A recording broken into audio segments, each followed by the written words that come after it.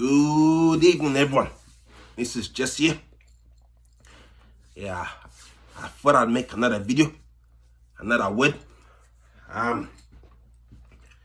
Today I wanted to talk about a thought that we all know very well, an idea that we all know and understand, that we've all come across at least sometime in our lives. And it's the idea of what in the church they call the word of faith.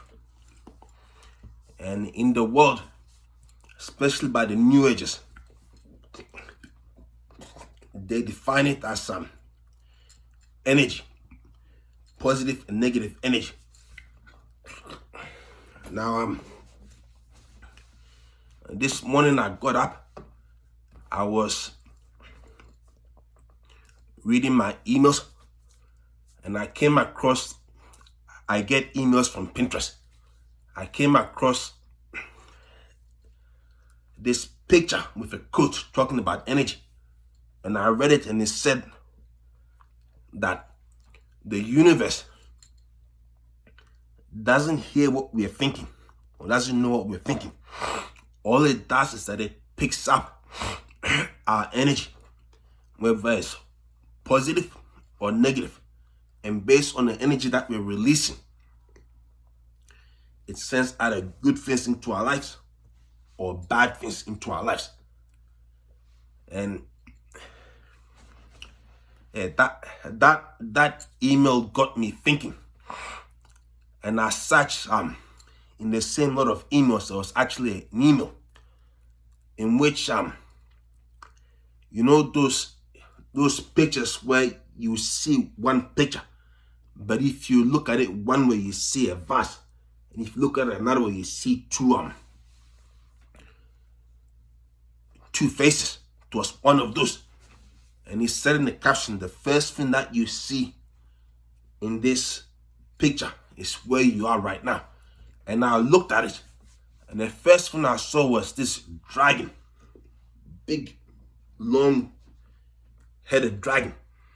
And then I realized right after that it was actually a picture of something like a ship sailing across a straight Black Sea. And the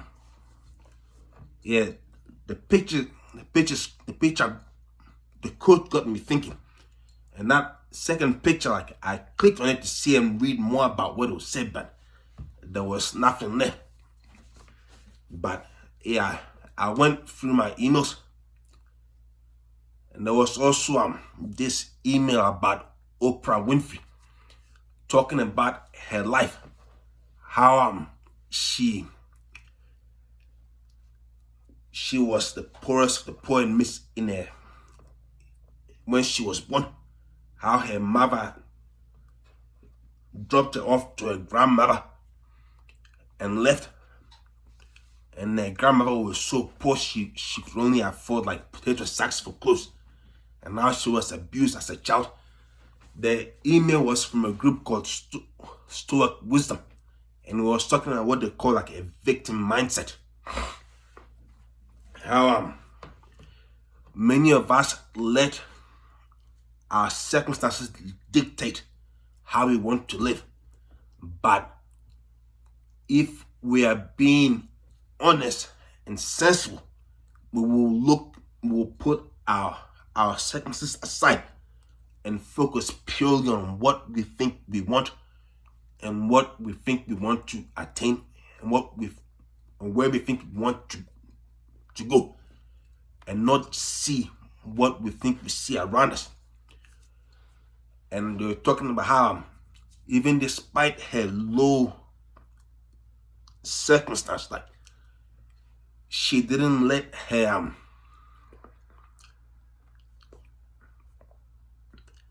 positions bring her down, but she worked her hardest, planned her best, and didn't let offsets throw off her dreams, but followed them until she got to where she is now. That's what the email was talking about. And in my emails were a whole lot of other interesting things that would inspire when you would learn about and things that you keep in mind to put a note on, to think to remind yourself to move forward and do better in your life or make sensible decisions, things like that. But I read my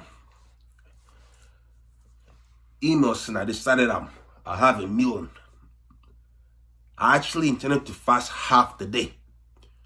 So I woke up a bit late, but I purposely decided not to eat until say 12 or after. But I found myself reading my emails and I read so much that I broke off that fast at about 3. So after I broke off the fast, I decided I'll go to the gym. So the gym isn't not far from where I live, so I walked there. And whilst I was walking there, I had like an incident happen that made me feel down a bit. But I went to the gym. I did my exercise. I went back past my mother's house and came back to my place. And my family and I, my mother, me and my brother, we always do like a Bible study at night. So whilst we were doing a Bible study, whilst my mom and my brother were reading, my thoughts went back and I was thinking, I remember the incident and it troubled me a bit. But then I thought for a moment and I remembered what I'd learned whilst I was reading my email. And that triggered a thought in my mind. I had a light bulb moment. And I realized that all the things that happen to us, they happen to us. And you can't stop them from happening to you. Like there's a preacher, Joel Osteen. He is the most famous around about the Word of Faith movement. And there are many preachers that call themselves the sermon preachers who go and speak against Joel Osteen, saying that his teachings are heretic. They don't match the Bible and all of that. It's often and constantly a controversy in the Christian world.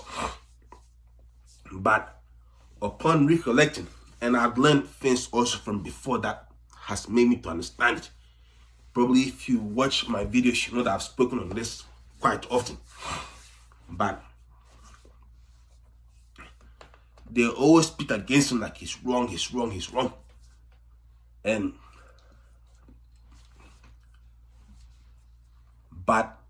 I won't say that everything he teaches is right. Like there are balances to this. But I realized that he had a point. Because when I was thinking about that incident and how it affected me, my thoughts were moving towards a place that I knew very well. But then I realized, because like I said, I thought of this before, that even like last week I had another light bulb moment. I realized thinking on these very topics, like we Christians we call it like Word of Faith, thinking positive force and such and such. But people in the world, they know this as energy, positive and negative energy. Like I was speaking about from the quotes that I saw in Pinterest, the quote on the picture. And those in the world will call it energy. That the energy from your mind will attract either good things through positive energy or bad things through negative energy.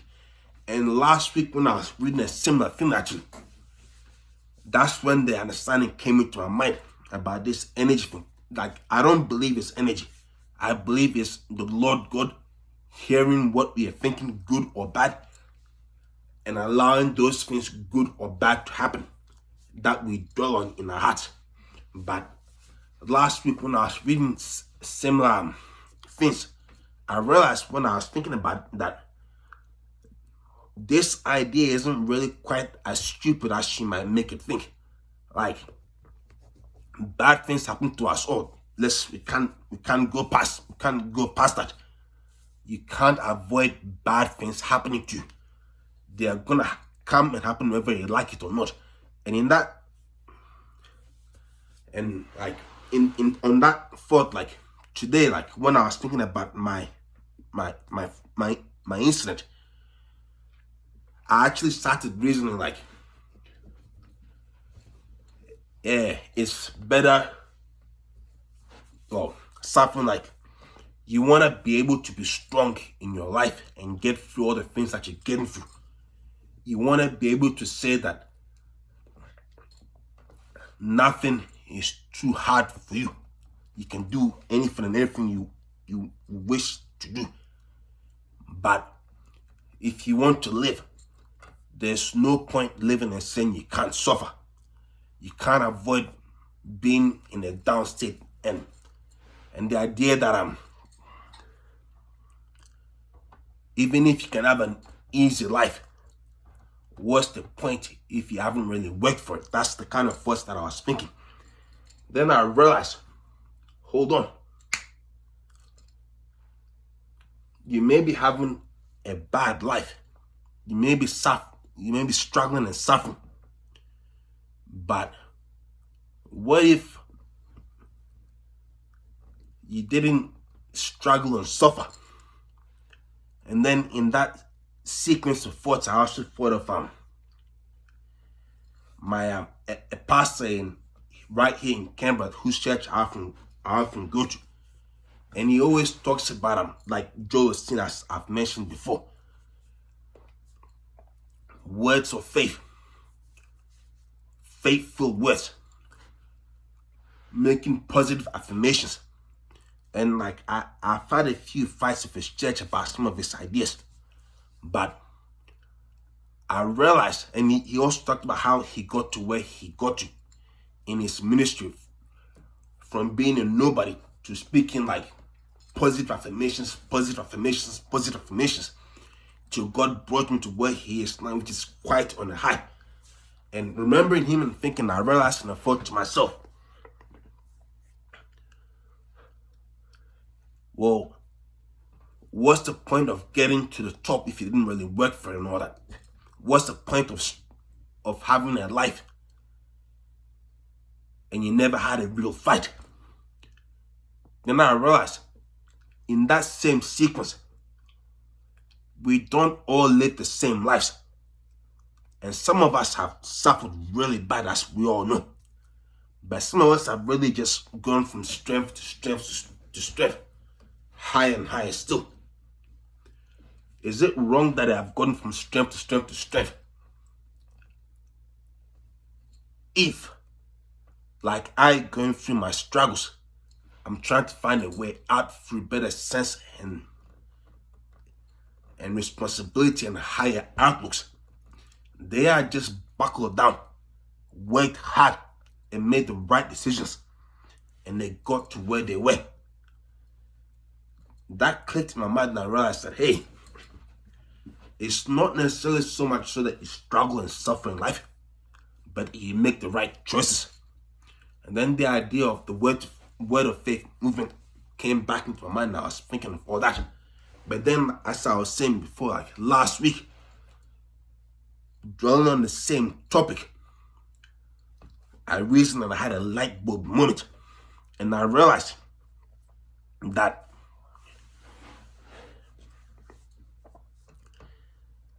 it's one thing to have, well, they say that positive energy attracts positive things and negative energy attracts negative things. But dwelling on the idea of how positivity is better. And I actually also remember reading my my emails, an article that was saying that those who see the glass half full actually die earlier than those who see the glass, those who see the glass half empty actually die earlier than those who see the glass half full. So it was saying that people who are optimistic actually live longer than those who are pessimistic. But dwelling on that idea, I realized that it's one thing to see a problem, and say, oh, I'm afraid I can't do this.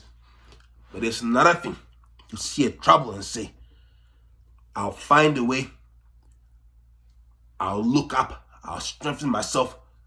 I'll give 110%. I'll do whatever I can to solve it. I realize that choosing the positive attitude is more than just a psychological idea or a clever thought, but it's actually a useful sense. It's a useful sense because if a problem comes your way and you encourage yourself to do all that you can to solve it, you're better off than when that problem comes in your way and you get worried and you get afraid and you don't do anything about it until it becomes a worse problem that you don't deal with till it takes you out. Being positive and looking out to think and to believe that you can do and you can overcome. One, gives you hope. Two, inspires you. And three, gives you a light. Hope, inspiration, and light. When you put them together, you find a reason to go forward. And when you're reasoning like that, you're more likely to crack those issues that you had in your life. You're more likely to overcome them. You're more likely to get to the other side of it because you're charging through, seeking the way out, and doing all that you can to get to the other side, and seeing hope there that you will encourage yourself and see yourself on the other side living and prospering. That when you have the same attitude and you get worried, you get afraid, and you think of all the negative things, and in that context you don't do anything about it, to that same issue falls on you and destroys you. Being light-minded, being positive-minded, more than just it being a mindset, will actually get to the other side because it's actually practical. It does not stand.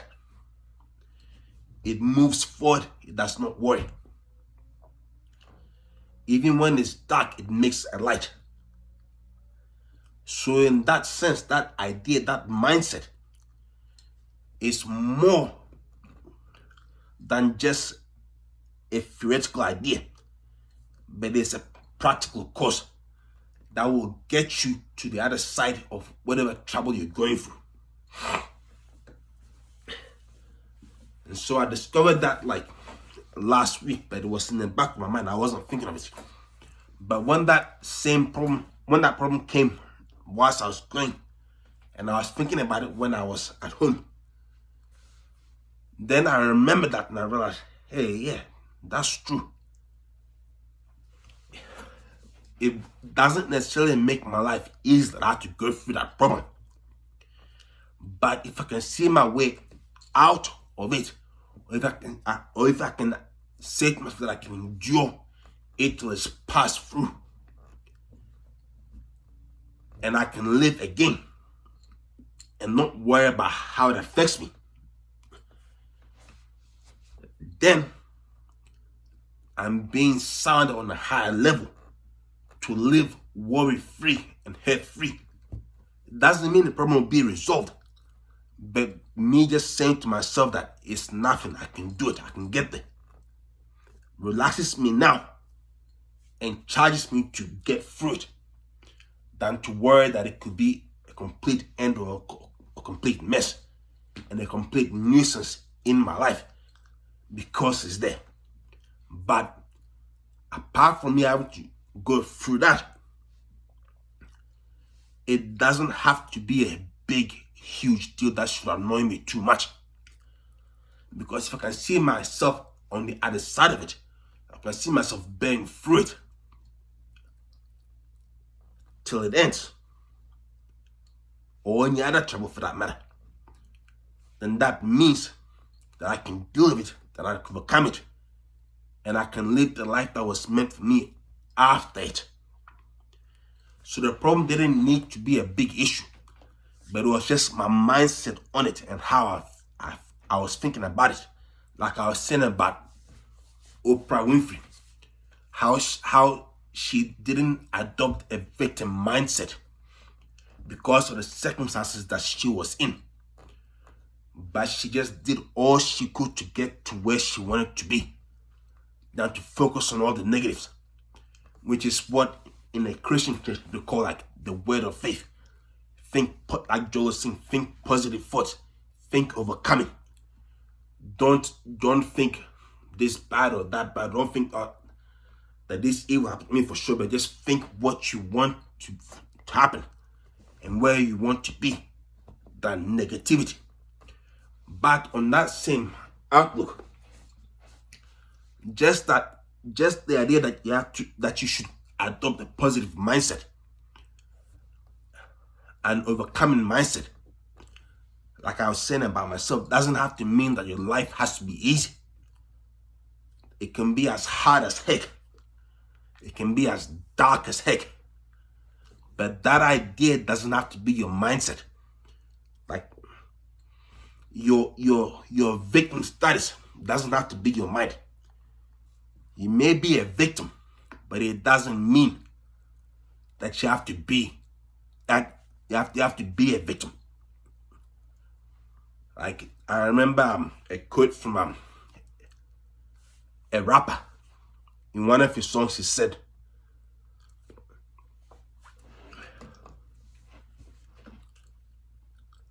"Wherever there's a man,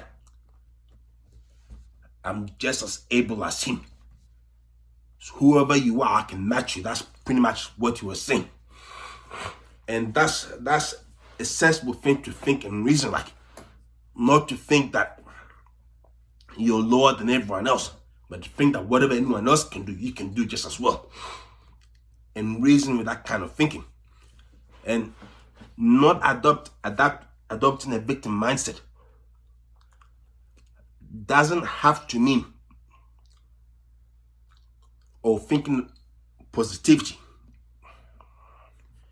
or thinking faith doesn't have to mean your life has to be easy. Because like in the Bible, in the book of James, the first chapter of James, it says that the trial of our faith produces patience. Let patience have its perfect work, that a man of God may be complete, lacking nothing. So as Christians, like when you join the faith, when you believe in Jesus Christ, when you are baptized, the Lord doesn't promise that your life will be easy. He doesn't promise that there will never be dark days. And even if you have to think positively, think faith, it doesn't mean your circumstances will be light. It doesn't mean that it will be like bright right away. The trouble may last and continue and continue and continue. It may be like dying, literally. Maybe like there's no end. You may have one issue, but you may be fighting for it for years and years and years. But it doesn't mean that God is not out there looking out for you. Like say the book of Job. Job was a perfect man, the most honorable man, the most righteous man in the whole world. But God allowed Satan to bring temptations on him, to bring trials on him. He lost his children. He lost his livelihood. His wife left him. And it got even worse after that. He became sick, sores over his body. And even to add insult to injury, the children who used to look up to him were coming around to mock him and laugh at him because of how he looked like. And then his friends came over, seeing what they saw, they thought that Job had sinned. And you read the whole book of Job. Job and his friends going back to back. Job's friends insulting over and over and over again over how he looked, assuming that he became that because he had fallen from grace and sinned. And Job suffered and suffered and suffered things that he did not deserve. Like I learned like a couple of weeks back that through like the story of Ruth and Naomi, that when you've done nothing wrong, and bad things seem to keep happening to you, it's probably a sign that God has a blessing in reverse waiting for you at the end of it. That's what I learned from the book of Ruth. But that was practically Job's life. He had done nothing wrong. He had lived righteous to the best of his abilities. But then things got bad once, and they got bad again, and got bad again, and got worse and worse and worse. And then after it getting worse, it got worse again, and then worse still.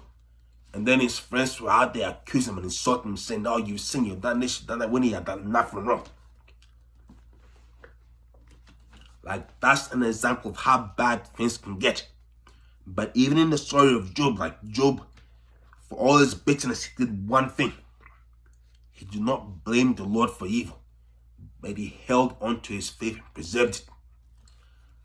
Me, on my hand, I haven't been quite that honorable. I've done my best, but not quite that honorable.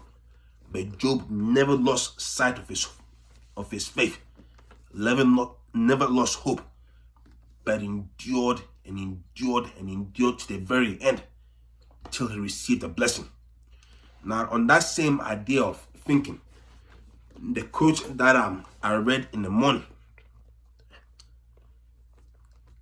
it was saying that the universe hears your energy, feels your energy, and by your energy it allows good or evil. And I said I've linked it to the word of faith movement, that to me it's the same thing. Positive energy, positive thoughts, faith. But it's not the universe that does that. It's God himself that does that. If you think positive things, God can draw positive things to you. If you think negative things, God can allow negative things to happen to you. Because even if it is not said with the mouth, or even if it's not intended like that, your thoughts are like a precept of where you want things to go and how you want things to be. And there's actually a very sound and solid proof to how this idea works, of positive thoughts drawing positive things and negative thoughts drawing negative things. I believe with the Lord God, how he works is that the things that you dwell on, to him are the things that you think, if actually are the things that you're saying you like and you want. Nothing that comes into your mind comes into your mind and it's just into your mind for nothing. You can reason and understand and start to create and to outlook and to see into the future.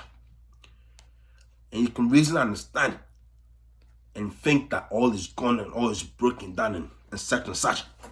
But even when we're not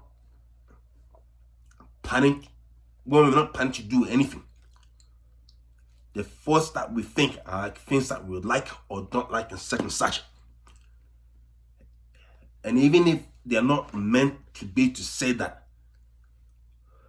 you want it to happen, dwelling on it can imply so still. Like when they say, be careful what you wish for because you just might get it. That's to me an example of this very same idea. When you think that you want something or you wish that you can have something, you may wish you can have it, but you think to yourself that it can never be, but still you wish.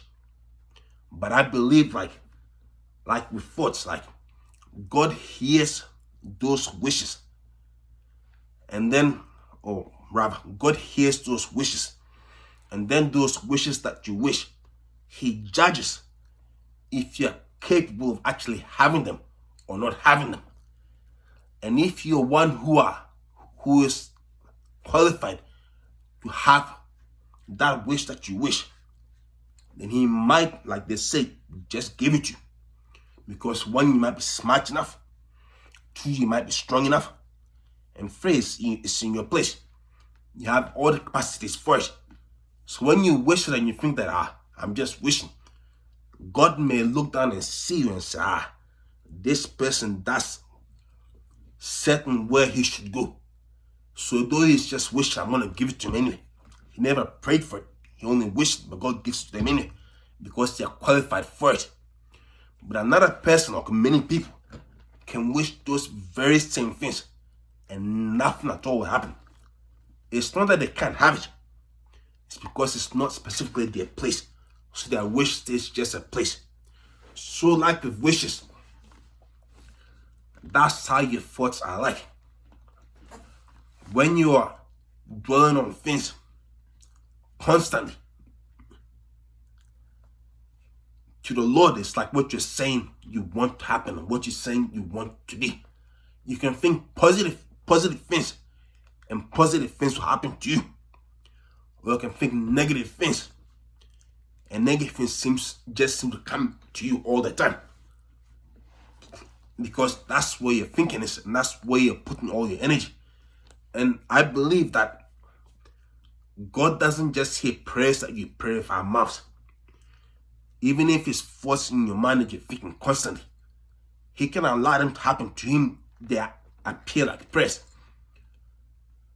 You may not be directing it to Him, but He's hearing them and officiating that whether He will allow it to happen or not allow it to happen.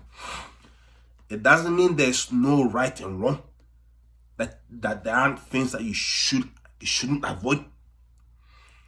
It just means that He catches on to what you're thinking and reason and can allow it to happen or not happen based on how you go about it. Now, my proof for this idea is the story of the Israelites. You find the story in Numbers chapter 13 and 14. How after Moses had delivered the Israelites from Egypt and they had gone through the wilderness, had received God at Sinai, and now God has led them to the border of the promised land. And then the Lord tells Moses to send forth 12 spies to go and spy the land and bring them a report of it. And then 12 spies went and spied the land. When they came back, they all agreed the land is a beautiful land. It's a fruitful land flowing with milk and honey, and that they'd love to have it. But 10 of them said they could not. 10 of them said they could not because there were giants in the land, tall, huge giants. Whilst 2 of them said that the Lord is with us, let us go and take this land. Now, if you know the story of the Israelites, God had delivered them from the Egyptians through 10 plagues, 10 supernatural acts that could not have happened by anything but the divine. They knew that God was powerful enough to give them the land even if the giants were there. But they had forgotten what had happened in their past, all the things that they had gone through, and looked at the present dangers in their eyes. Like I was talking about my personal struggles and what happened when I was going on the walk. And I was looking at the incident that had happened in my mind, and I was thinking, this will mess things up. I don't want this. And then I remembered later that all that I read, all that I learned, especially all that I've learned, and I was reminded that the struggles don't have to be struggles so much. I can see my way through it.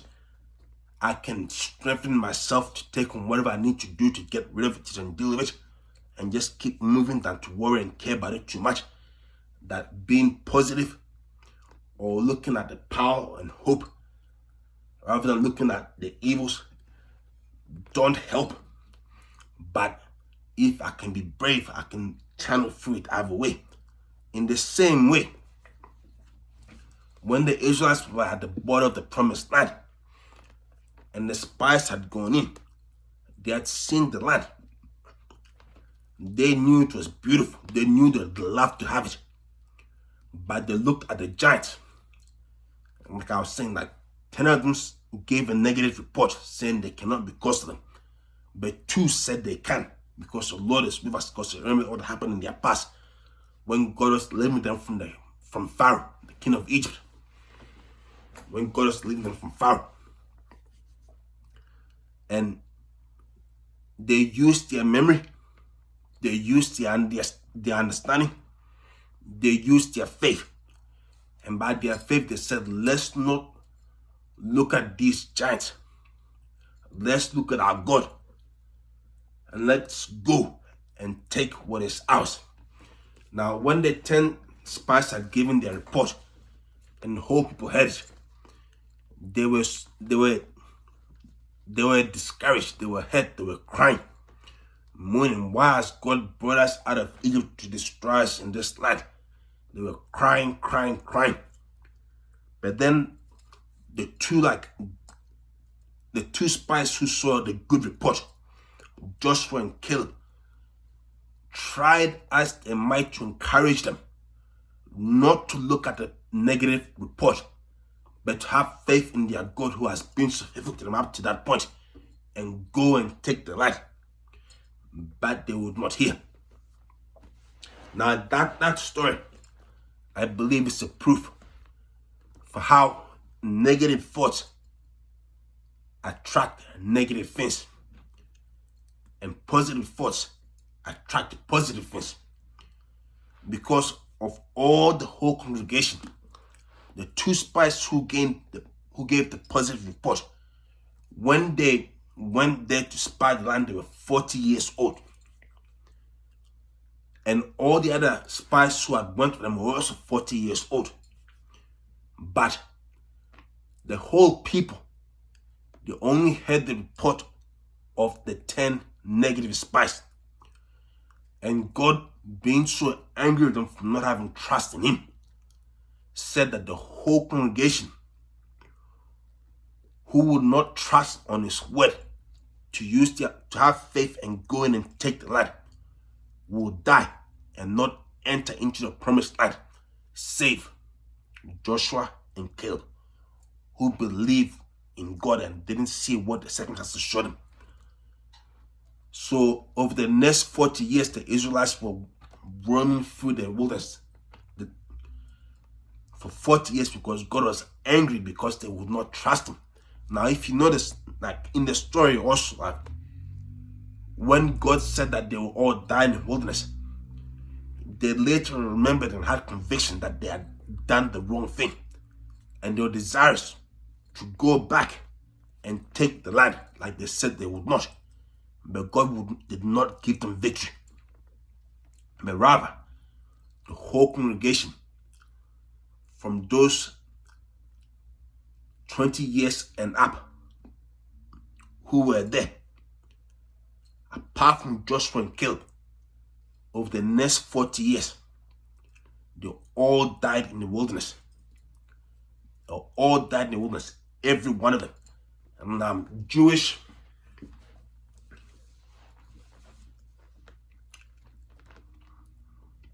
spirituality says that every year that they roamed around the wilderness, around about the same time that they rebelled, those who rebelled made their grave at around about the second time, preparing to die because of their evil trust in the Lord. But when the 40 years were finished, the 2 men who gave the positive report, Joshua and Caleb, at 80 years old, they were the oldest 2, apart from Moses and Aaron, in the congregation. But Moses and Aaron later died right before they could take the promised land. But only the 2 of them, at 80 years, went in and they fought and they captured cities and took their own inheritances. But they were the only 2 who survived. Of the rest, only those who were under 20 years lived to go into the promised land. Why? Because 2 had faith in a God who was strong and able to help them, and saw what was most likely, well, not what was most likely, saw what was possible amidst what looked like they could not do. They chose a positive mindset. They chose trust and they chose faith than to see all the evils surrounding them and threatening to destroy them. That's how they got into the promised land. So yeah, the idea of word of faith, the idea of like positive, negative energy, they make sense. It doesn't necessarily mean that your life will be easy, but God catches on to the things that you're thinking, and if you put enough thought or energy into them, He can make them to manifest and come out and happen. Just as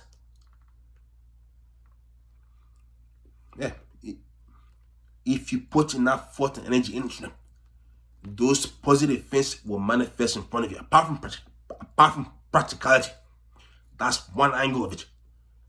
But when you're consistently like joyful, peaceful, all those things, He adds to you good and pleasant things. Whilst at the same time, when you look at life as dark, as evil, and such and such, the same things happen to you. Because what you think is like a scepter. Like, say that you're not a believer. You're in the world. Those thoughts that you're thinking are actually thoughts to Him about His own nature, about His own ways, His own being. And the Bible says that God is love. And even the word God itself, back in the ancient times, it used to be synonymous with good. That's why we say good morning. It used to be God morning. So God is love and God is good. So even before you know Him, like if you look at the world, you see all the beauty and anything, you say, wow, like Louis Armstrong, what a wonderful world. That's like praise to Him. But like the Israelites, if you look at the world, despite all the beauty around it, and you see all the sins of man, all the evil in people's hearts, and you don't look to see and realize that there's still a higher good even apart from all that, then you're dwelling your thoughts on Satan and what he's done. When you feed that energy so much more, then God allows Him to come into your life so much more because you're giving allegiance to Him. That when you want to see the good and notice that rather. So the idea of good and positive energy, the idea of faith, the word of faith, thinking positive things, thinking good things, not being discouraged, that's a straight out truth. That's a plain power. That's a glory. And if you do right, that is a way to overcome. God bless you all.